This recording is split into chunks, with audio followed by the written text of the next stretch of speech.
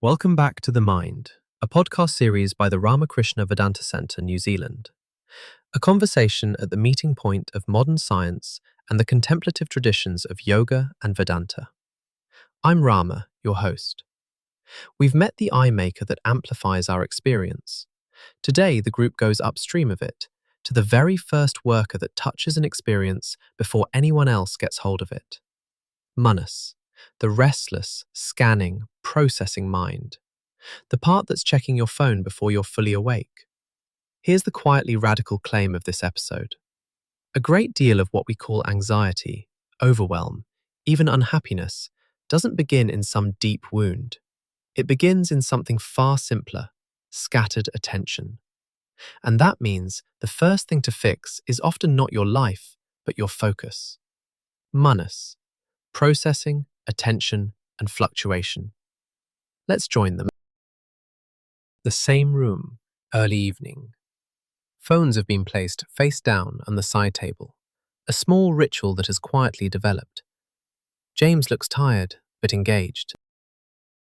Last time, the volume knob. Did you catch ahaṁkāra turning things up? I did, and I noticed something weird. Half the time, by the time I noticed the volume was higher, I couldn't even remember choosing to feel bad. I just drifted into it. 20 minutes of scrolling and suddenly I felt rubbish. No single moment I could point to. Hold that, Kai. It's the doorway into today. Sarah? Similar. I tried to catch the stamp, but honestly, most days I was just too scattered to catch anything. Spinning between the kids, work, the phone. The volume was high before I'd even sat down to look. Mine was the classroom. I'd planned to stay calm, and then 30 things happen at once, and I'm just reacting. There was never a clean moment to choose. It was all noise. Then all three of you have arrived, on your own, at exactly today's subject. You went looking for the eye maker and found something underneath it, a mind too scattered to even watch itself. Before ahaṁkāra can stamp an experience mine, before buddhi can decide what it means, something has to receive it, scan it, and pass it along. That first worker is manas, the processing mind, and when it's fragmented, everything built on top of it wobbles. So today, what manas is, why the modern world exhausts it, and the surprisingly simple way it's steadied. The old texts define manas with two words, sankalpa and vikalpa, forming notions and weighing alternatives. Is it this or that? Left or right? Safe or dangerous? Should I? Shouldn't I? Kai, does that sound like any voice you know? That's just the inside of my head, all day. The endless should I, shouldn't I? That's manas, doing exactly its job.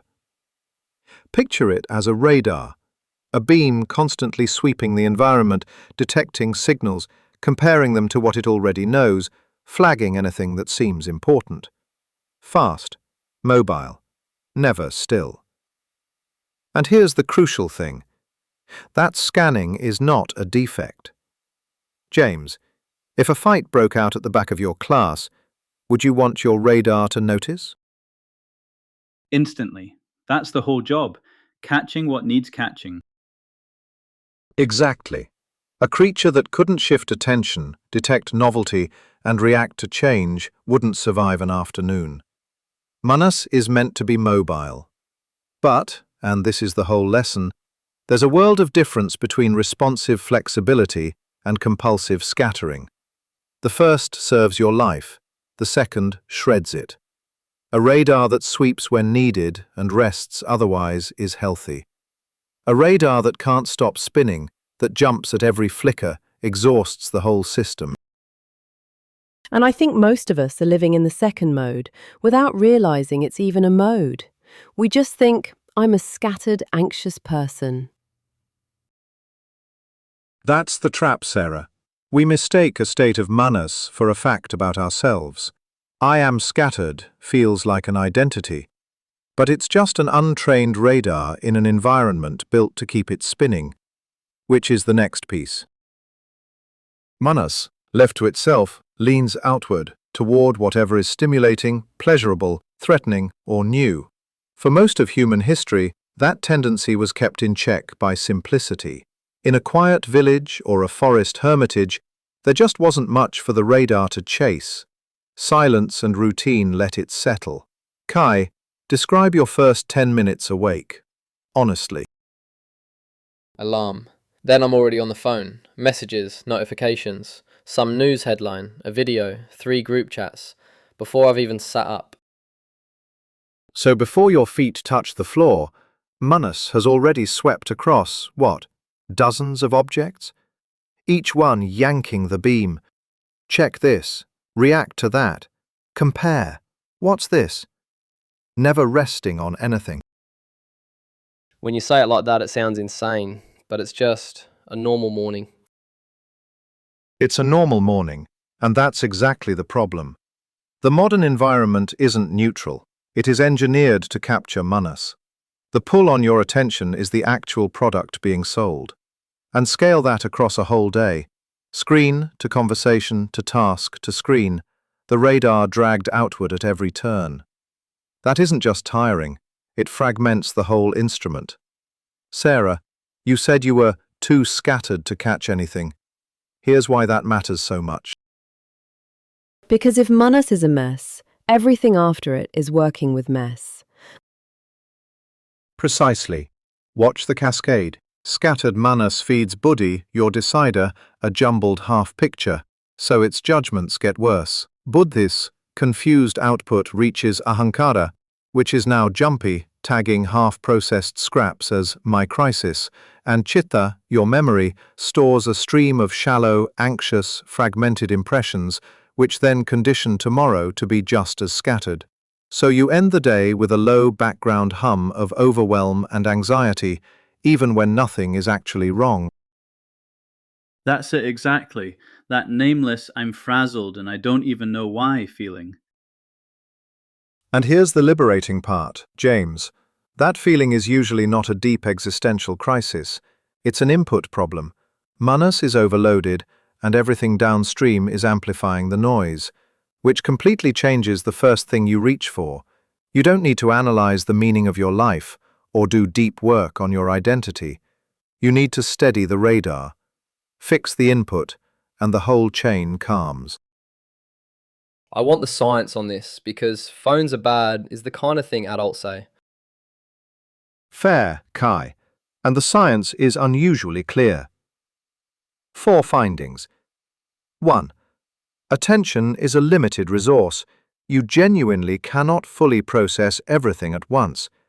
The mind must constantly pick what enters the foreground. 2. Switching has a measurable cost. Every time attention jumps, there's a dip in performance and a spike in errors. Multitasking is mostly an illusion. You're not doing 2 things at once. You're switching rapidly and paying a toll each time. 3. Novelty and threat hijack attention automatically, which is the exact bias that notifications and feeds are designed to exploit. And 4. Sustained focus takes active effort. Left alone, the mind wanders. That's its default, not a personal failing. But it means focus must be trained, like a muscle. So the distractibility isn't a character flaw, it's the design working as intended. The design working as intended, beautifully put, and worth saying to yourself when you feel like you're failing at focus. And one more finding that connects right back to lesson 1.1, James. Remember X and Y, what's actually in front of you, and what you bring to it. Manas is where Y first enters. The moment it selects one signal over another, it's already shaping your experience. 2 people in the same meeting walk out having attended to completely different things, and so they were, in effect, in different meetings.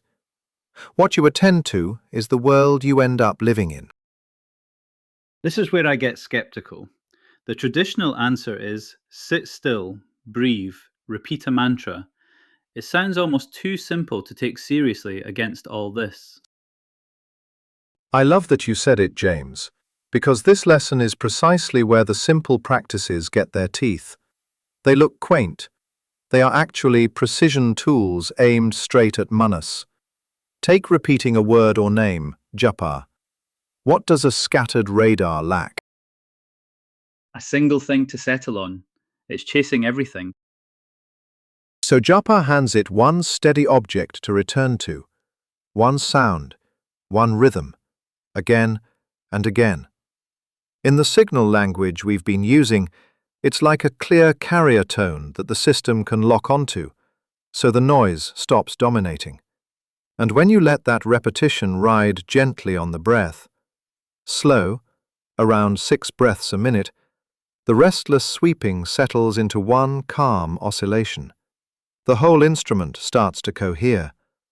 Posture does its bit too. Sit still, and the body stops sending the radar little interruptions. Slow breathing tells the nervous system no emergency, so manas stops scanning for threat. Silence simply gives it less to chase. So they're all doing the same one thing from different angles, lowering how much the radar has to track. That's the unifying insight, Sarah. Every one of them reduces the switching load. Fewer things competing, one stable point to rest on, and the radar shifts from compulsive scattering to steadiness. And the moment it does, the whole chain improves. Buddhi sees clearly, ahaṁkāra stops overreacting, chitta receives clean impressions. That's why the traditions are stubborn that these aren't beginner exercises to outgrow. They're the foundation. Without a reasonably steady manas, deeper meditation is just a mind jumping around with its eyes closed. Okay, but can it actually change? Or are some of us just wired scattered? This is the most hopeful thing in the whole lesson, Kai, so hear it clearly. Manas is trainable. Scattered is not a sentence. But, and this matters, not through force. Forcing the mind still is like pressing your palms flat on water. The instant you let go, it springs back. The Bhagavad Gita has this exact scene. Arjuna says, "The mind is as restless as the wind, controlling it is impossible." And Krishna doesn't deny it. He says, yes, it's hard, but it can be done through abhyasa and vairagya. Abhyasa is patient, repeated practice, coming back gently 10,000 times. Vairagya is loosening the compulsive pull of the objects in the first place, caring a little less whether you check the notification. Practice gives it somewhere to go. Dispassion weakens what's dragging it away. Two hands of the same gesture. And the goal isn't a dull, rigid mind. A trained manas becomes responsive without being reactive. It can still snap to the fight at the back of the class, it hasn't lost its flex, but it no longer jumps at every flicker. It can rest. It can stay. It can serve you instead of fragmenting you. And this is exactly why mindfulness has held up so well in the research for anxiety and low mood. It works right here, at the manas layer, training attention to notice without compulsively reacting. Ancient diagnosis, modern confirmation. This week, one practice, genuinely small, because small and daily beats heroic and once. Each morning, before the phone, sit for 2 minutes. Spine easy, eyes closed. Breathe slowly and give manas one thing to rest on.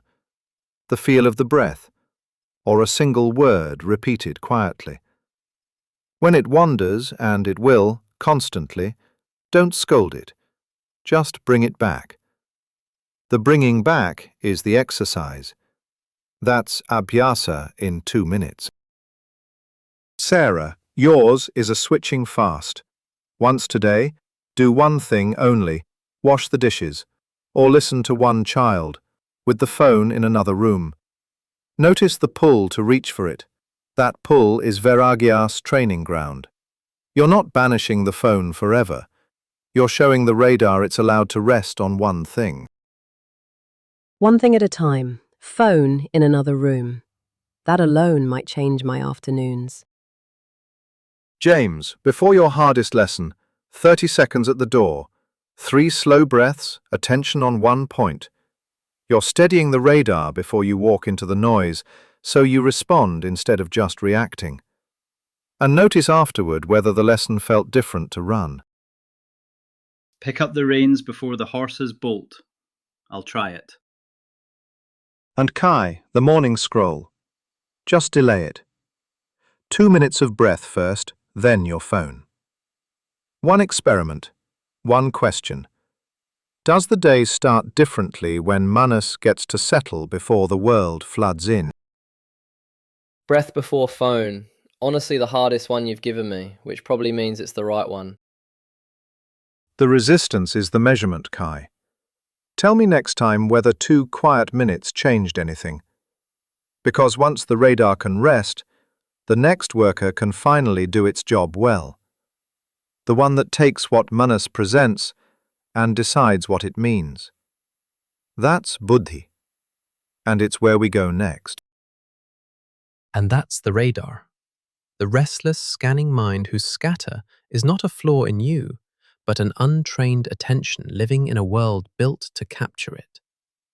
The hopeful news is that it can be trained, gently, through steady practice and a loosening of the pull. Next time, the worker that takes what the radar brings and decides what it means. Buddhi, the decider. And to go deeper, the full lesson 2.4 is available in the course Beginners, Conversations on the Mind in the Light of Modern and Spiritual Sciences on the Ramakrishna Vedanta Center's website, www.vedanta.nz. It is also available as an app on Google Play and the Apple App Store by searching for Vedanta NZ. Until then, be gentle with your mind.